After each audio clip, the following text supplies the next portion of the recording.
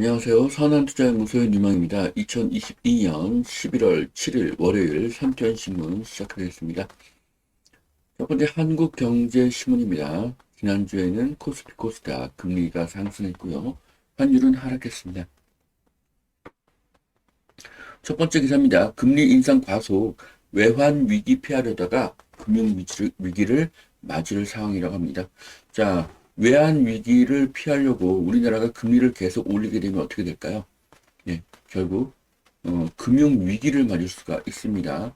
예, 한국은 금리 인상을 계속하다가는 금융 위기의 가능성이 있습니다. 그렇기 때문에 미국이 금리를 올리더라도 한국이 따라서 금리를 올려서는 안 될 것으로 보여집니다. 스태그플레이션 이미 진입했다. 단기, 중단기의 대책을 세밀하게 짜야 한다는 기사입니다. 자, 한국과 미국이 금리차 1%를 유지하는 정책을 쓰려고 하는 것 같은데요.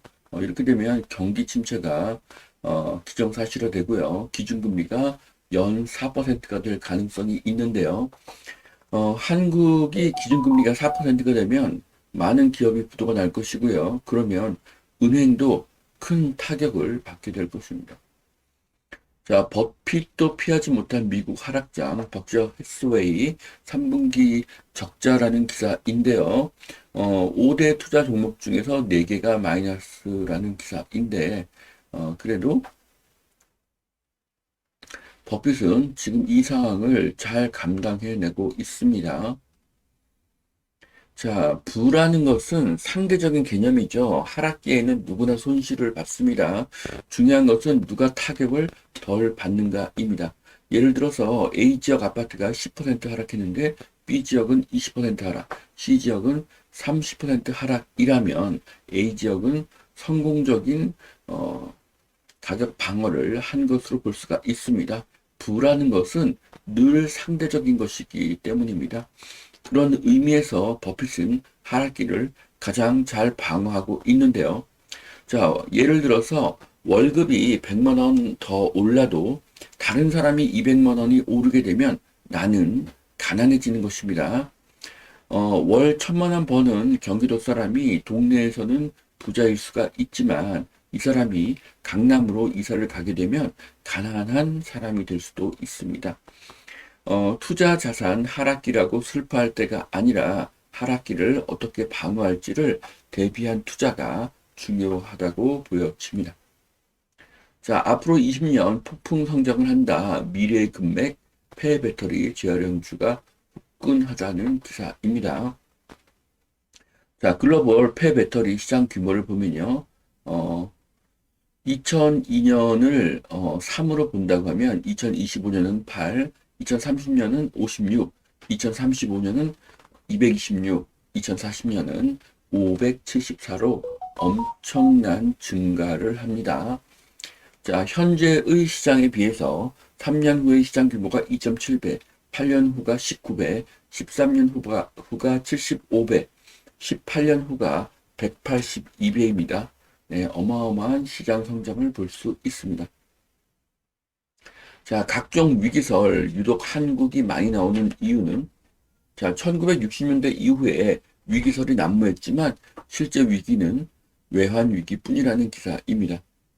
우리는, 위기설이 난무하는 이유는 위기설과 위기를 제대로 구분하지 못하는 데 있다는 그런 기사이고요.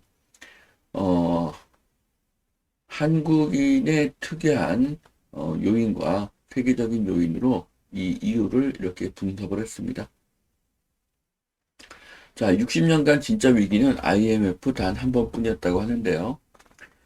현재 최고의 이슈는 미중 패권 전쟁이죠. 물론 미국이 이길 것인데 미중 패권 전쟁이 언제 끝날지가 바로 관건이 될 것입니다. 자, 1금융권에서도 연 5% 정기예금이 나왔다고 합니다. 1금융권에서 5% 정기예금이 나왔다고 하면 대출이자는 이것보다 훨씬 더 상승하겠죠. 자, 주택거래 선방하는 수도권 경계지역 비결은 기업 배후 수요 때문이다. 그러면서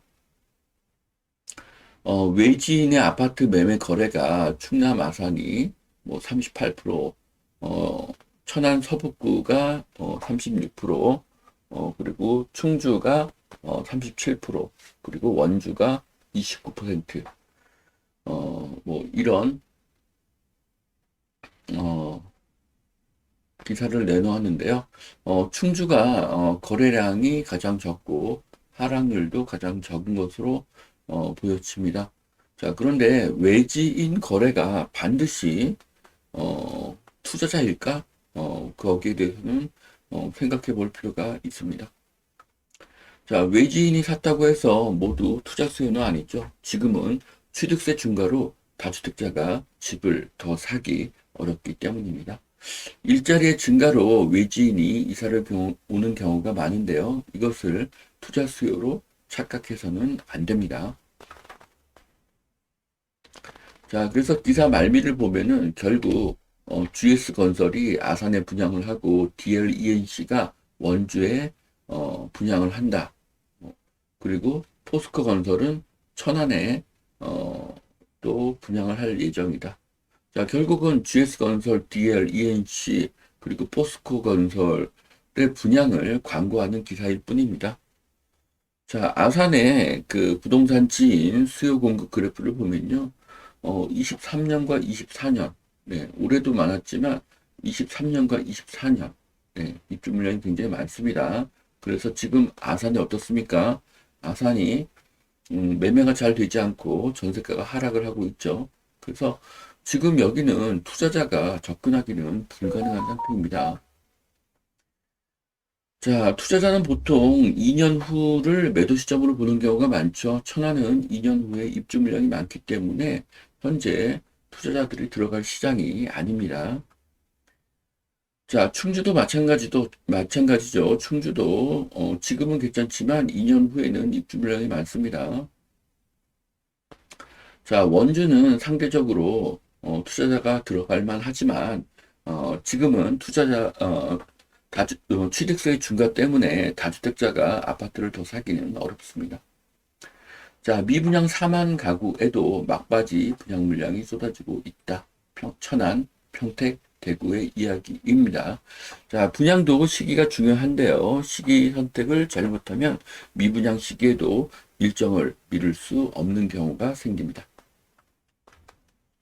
자, 무인 양품에서 조립식 주택이 나왔는데요. 84제곱미터에 2억 정도가 합니다.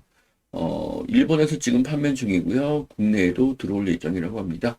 무인 양품의 조립식 주택, 네, 아주 좋게 보고 있습니다. 자, 공급 마른 강남에 호텔식 고급 아파트 분양을 한다는 기사인데요. 자, 이런 오피스텔 투자해서는 안 되죠. 분양가가 비싸기 때문에 차익이 발생하지 않기 때문입니다. 자, 마지막 기사인데요. 대우건설이 한남 2구역 수주를 따냈습니다. 한남 서밋이 들어오는데요. 롯데와 달리 조망, 스카이브리지 설계를 해서 차별화를 두었죠. 자, 선투연의 예견대로 대우가 한남 2구역 수주를 따냈습니다. 엄청난 한강 뷰가 나올 것으로 보여집니다. 자, 여기까지 2022년 11월 7일 월요일 선투연신문 마치겠습니다. 오늘도 투자에 도움이 되시길 바랍니다. 감사합니다.